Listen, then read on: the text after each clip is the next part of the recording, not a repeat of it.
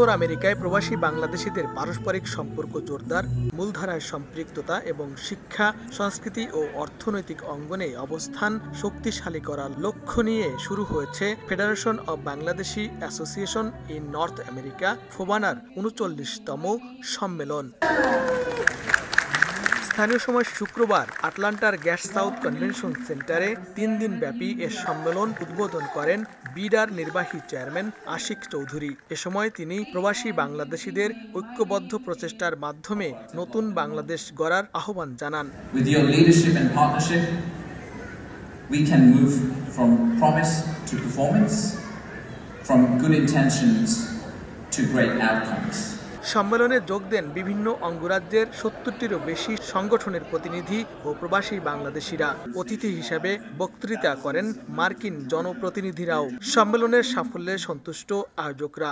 আমাদের এবারের কনভেনশনের বিশেষত্ব হলো আমরা একটা পূর্ণাঙ্গ কনভেনশনে রূপান্তরিত করতে পেরেছি।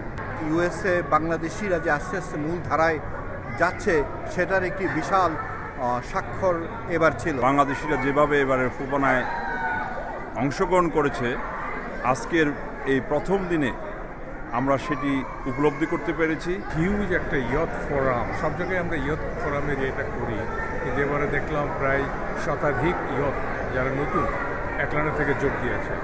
ওমেন্স এম্পাওয়ারমেন্ট একটা লার্জ একটা গ্রুপ, এই শহর থেকে ওনারা জয়েন করেছে। 1887 সালে প্রতিষ্ঠার পর থেকেই প্রবাসে বাংলাদেশের ঐতিহ্য ও সংস্কৃতি প্রচারে নানামুখী কর্মসূচি চালিয়ে যাচ্ছে ফোবানা।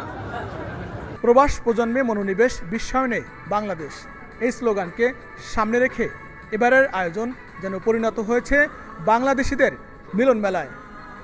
লস্কর আল মামুন, সময় সংবাদ, আটলান্টা, জর্জিয়া, যুক্তরাষ্ট্র।